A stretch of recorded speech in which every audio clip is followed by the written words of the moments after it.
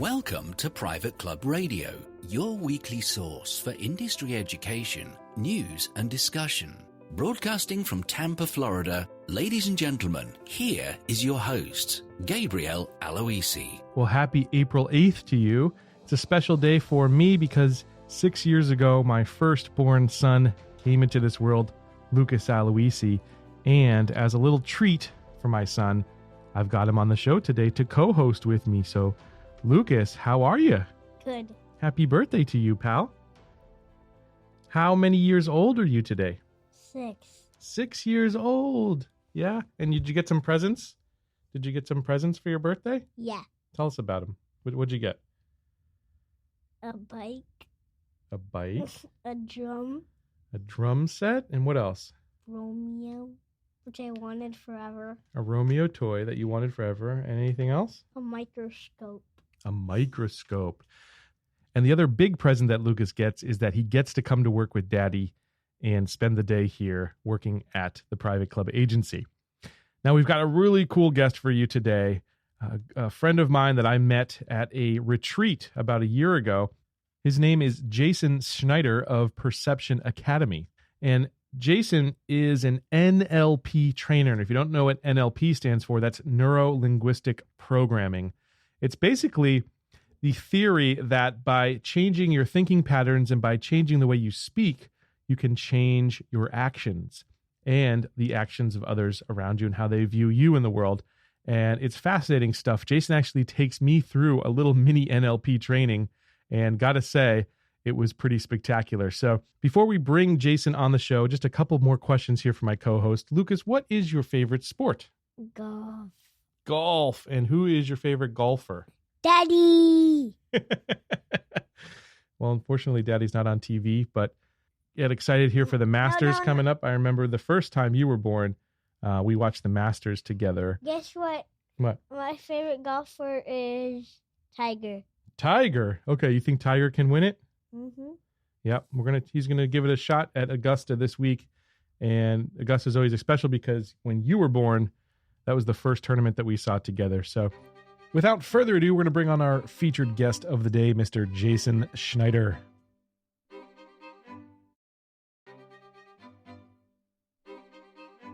My next guest is Jason Schneider of Perception Academy. He's the founder and senior trainer, and he's an internationally recognized NLP trainer, which you're going to learn all about.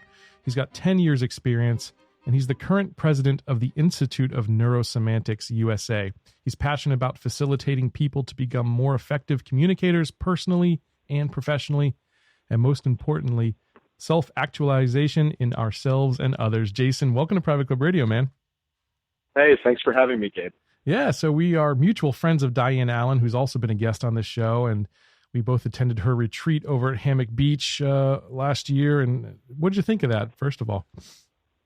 Oh, it was wonderful. It was great to see Diane in action, and to actually be sitting in the audience is a great experience. I always like to receive tools and knowledge and to grow myself. I find that much more empowering than delivering it. Yeah. Well, you were the most interesting person I met at that little weekend retreat that we did. And I was really interested in NLP because it's one of the first times I've really ever took a little deep dive into that subject. And I'd love to learn more and share that with our listeners. So if you could start off, Jason, maybe just tell us a little bit of the history and background of NLP and what it actually does. Sure. So I guess I'll start with a quick definition, which is that NLP, or Neurolinguistic Programming, is the study of human excellence. So what we're doing with NLP is we're looking at how excellent people do things so that we can learn how to do it ourselves, so we can model it and bring it into our lives so we can perform at our highest and best, rather than just operating off of the programs of the people that we've modeled from the past, or our automatic programs. Wow. So that's kind of a quick definition of NLP for you. I know when we were starting, you were kind of telling me that our brains are almost like an operating system. Is that how you describe it when you're talking about this? Yeah, so I like to use the computer metaphor. Neurolinguistic programming, really thinking about it as if we were a computer. Our neurology, just like a computer has hardware, we have hardware, which is our neurology, and it's with our eyes, our ears, our central nervous system. And our whole nervous system is how we input information through that. We process all information from the world in that, and then we respond using our neurology. And so kind of like a computer with no software is just a really expensive paperweight. It's not going to do much for you.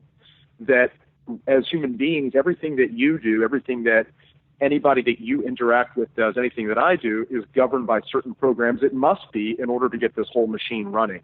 And so with NLP, we look at the programming languages, NLP, the linguistics. We look at the programming languages of the mind so that we could better understand how we work, how other people work, so that we can, number one, communicate more effectively with them. Number two, we can understand ourselves better so that we can better manage our own states and our own performances so we can perform at a higher level. And then number three, like I said earlier, we can model excellence from other excellent individuals much more quickly so we can accelerate our performances, our evolution, our personal growth and development as well.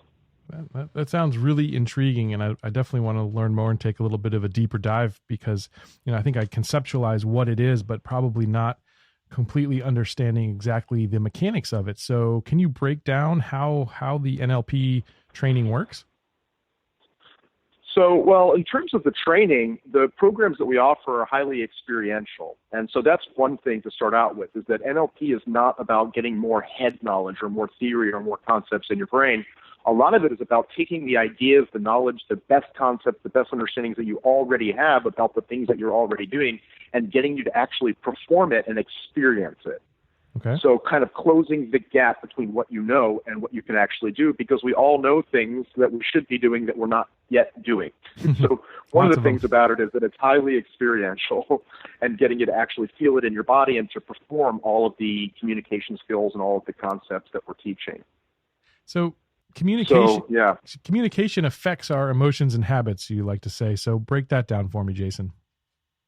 Right. So, well, we all have an experience of going out to a place, going out to an event, or meeting somebody new, and of the same exact thing. So we can all respond differently to the same exact stimuli. And, the point about that is that it's not the stimuli that drives our emotions. It's not that he makes me this. It makes me angry. The world makes me, it's more about your thoughts about that thing is what makes us unique and allows us to respond differently to the same stimuli as individuals. And so really by understanding what are your thoughts and what's the logical fate of thinking the way you are, it empowers you to be able to change your response to the things, because you can't change the things in the outside world. The best you can do is change your perception of them, and that way you can open yourself up to respond more flexibly and at a higher level. So how do you actually do that then? So part of it is by really taking a moment to slow down and to look at your own thoughts, rather than allowing your unconscious thoughts to drive you, to slow down and to take a moment and to look at your own thinking and to recognize that they're just thoughts so that you can have different ways of perceiving them. For example, like here's a good one that I get all the time, is that you ever have a memory? Do you mind if I play with you for a moment, Gabe? Please do. That'd be fun. I'd love to. Cool. So do you have any memory that's like kind of comes up every once in a while? You don't have to tell me or the listeners what it is, but just have that memory kind of come up in your mind, something that kind of comes up every once in a while and bugs you and bothers you. Something that like happened to me that that disappointed me or something? Right, and something that it's kind of done and over with, but yet you still hold on to it in your neurology, and every once in a while it still bothers you. Okay, I've got a many of those, but I've got one in particular I'm thinking of, and I'm not shy, so I could share it. Okay, but another cool thing is that we don't even need that information. Oh, so okay. A cool thing about the programming is that it's more neurolinguistic programming and neurosemantics, which is my specialty field, is that we don't even need to work with the content of the programming, because if you got a program that processes, let's say you have an accounting software, mm-hmm. and it processes the numbers, it doesn't matter whose data you're running through it, the program works just fine. Okay. If that makes sense. Perfect. So it doesn't really, so we don't really need the content. But my question for you is, as you think about that, how do you feel? I feel slighted. Slighted. Wonderful. So that's a perception that you have regarding it. You feel slighted. And let me ask you another question. It might be a weird question, but as you think about that memory, As you replay it in your mind, there's one of two ways that you could have encoded that memory. So one way is that it's kind of like, as you think about it, it's like you're there now reliving it. So you see what you saw, you hear what you heard, you feel what you felt, just like you were in that moment. Does that make sense? Yeah, absolutely.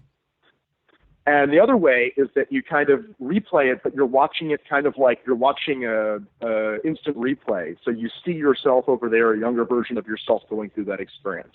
Mm-hmm. Yep. And so as you think about that memory, which way is it encoded? Are you stepped in, like you're reliving it like now, or have you been watching it from the outside? I'd say I'm probably watching it from the outside. Wonderful. So you see yourself over there, and you go, that guy was slighted, or you feel slighted because you're there. Which one was it? I guess I feel.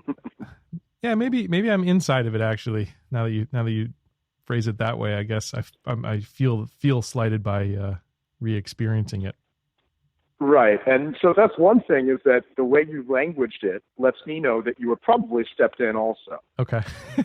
To the memory and reliving it. Does that make sense? Sure, yeah. So do me a favor here. What I want you to do is I want you to kind of pop out of it so you can watch yourself over there experiencing it. Does that make sense? That younger version of yourself? So like separate myself from my ego, basically. Well, basically the way you've been remembering it is you put on a virtual reality helmet and you keep reliving that memory whenever it comes up, and you go, I feel so slighted. Okay. Yep. So how about instead of putting on the VR helmet, pop it out on a little TV screen out in front of you. Okay.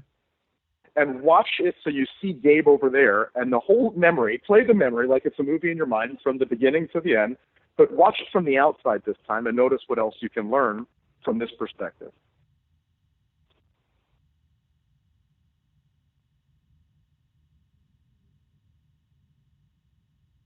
Okay, I guess I feel disappointed. I can see disappointment on my face. Okay, so you can see disappointment on your face. Do you notice the difference between feeling slighted when you think of the memory and seeing disappointment on your face? Yeah, I think I can separate that, yeah. So notice now when you watch the memory this way, how he over there is feeling slighted. Mm-hmm. What can you learn when you watch him feeling slighted? What can you learn about this whole kind of experience of watching your memory from a different angle that you maybe didn't notice 2 minutes ago?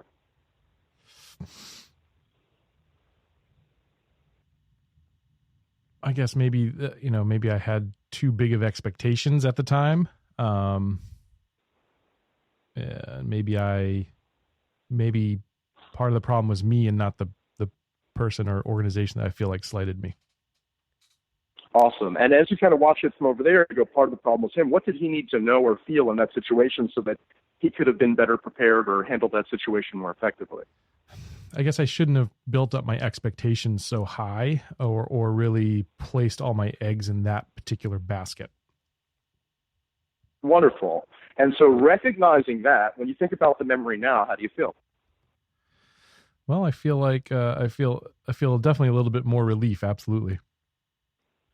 Wonderful. And so, like, obviously we could go on longer here. We only have a couple of minutes, but so just by taking a moment to look at how you are encoding that memory, like when we started, you were stepped into it. Right.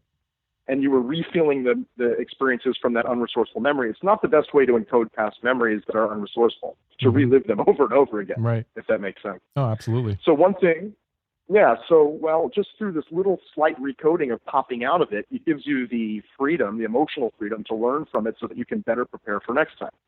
And it makes sense, honestly, Jason, because like, for instance, I'm in a business mastermind group, and a lot of times people will present a challenge, and their challenge might be the exact same challenge that I have, but by me, trying to help them with their challenge, it solves my own problem that was already a block for me. So that's kind of interesting how this whole process works. Yeah, 100%. And the idea is that, the idea behind this slight little taste of how this type of psychological reprogramming could work is that it's 100% by reliving it over and over again, when we're in the unresourceful state, that we're not really able to access our highest and best resources. Right. In order to come up with a solution.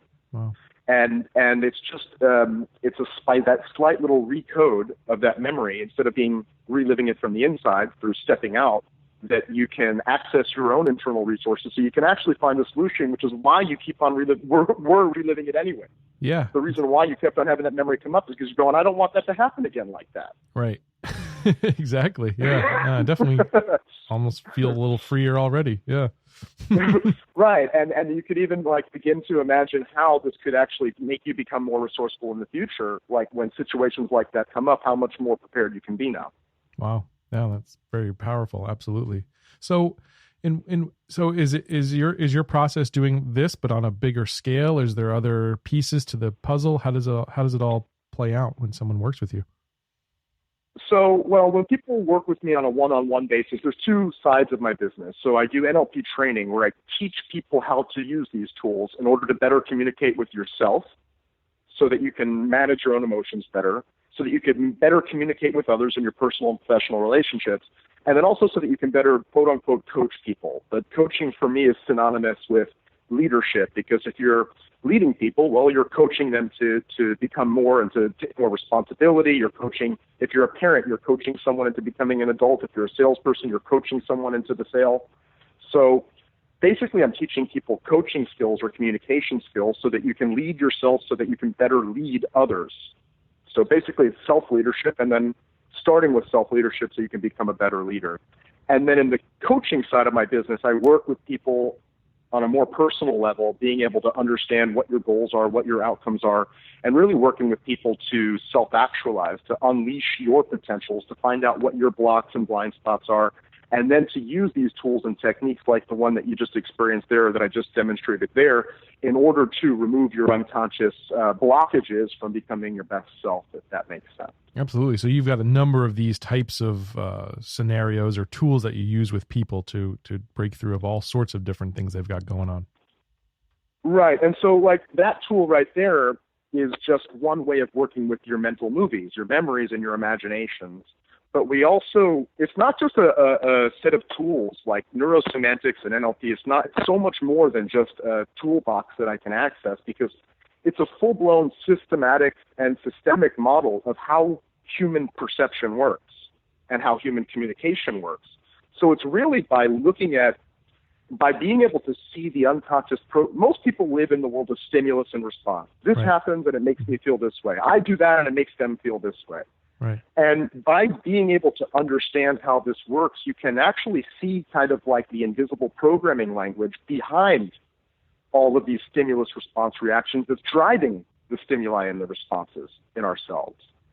And so by understanding that and being able to see that, it makes you much more empowered as a person, but it also makes you much more empowered as a leader, so that you can understand why people are operating the way that they are operating, and it gives you a lot more empowerment to be able to alter the way that they're perceiving the world, or that you're perceiving the world, so you can open up to different possibilities, more flexible choice in how you respond to the world. Wow. So you're teaching people how to perceive the world in a different way. I think that's extremely powerful. Absolutely. And I can see how that's got so many different offshoots from it, and different ways that people can take that and really improve their lives and live up to their fullest potential. That's extremely powerful. You've also got a number of like videos and articles for people who just want to learn more about you and go a little bit deeper. How do they find that, Jason?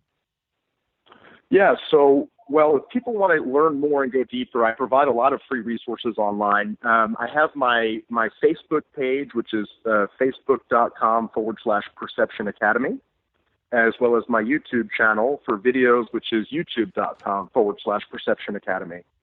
And also I have a large database of articles and videos and stuff on my website at perceptionacademy.com/knowledge, which is totally free resource. No need to opt in with your email unless people are interested in receiving my best and most updated content on a regular basis.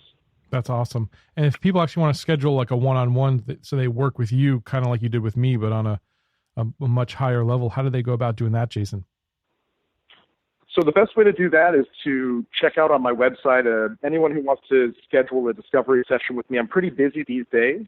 So the best way to do that would probably be to email me, and we can discuss about when I could fit someone into the calendar. So the email address is jason@perceptionacademy.com, and that's probably the best way to move forward with that. And then also to check out the training schedule for people who are interested in actually learning the full system and and being able to integrate it into their lives. It's perceptionacademy.com/schedule to see the full schedule coming up for 2019. That's awesome. And beyond. Jason, you're based in Fort Lauderdale, so we got plenty of clubs down in the Palm Beaches and in Miami area, and so there's a lot of folks right near you where you practice this and teach other people how to go through this process and teach this process even to other people. So it's pretty amazing.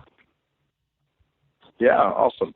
Jason, I really appreciate this, man. It was really wonderful to just learn more about the process because it unlocked a few things for me. And thanks for taking me through the process itself. That was unexpected but fun. It's funny because when I had Diane on the show, she actually did a guided meditation on Private Club Radio. So you two are the only people who've ever done some kind of work on me during the show. But I think it was probably two of my favorite episodes.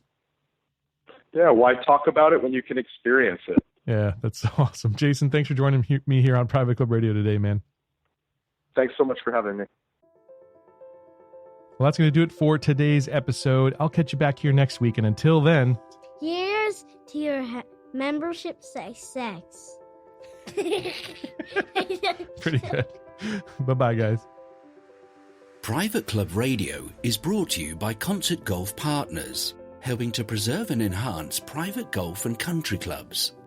Concert Golf has the capital, expertise, and private club hospitality experience to help upscale private clubs achieving long-term success and membership growth.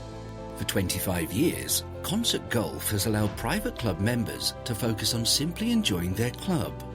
Visit concertgolfpartners.com to learn more about the recapitalization process.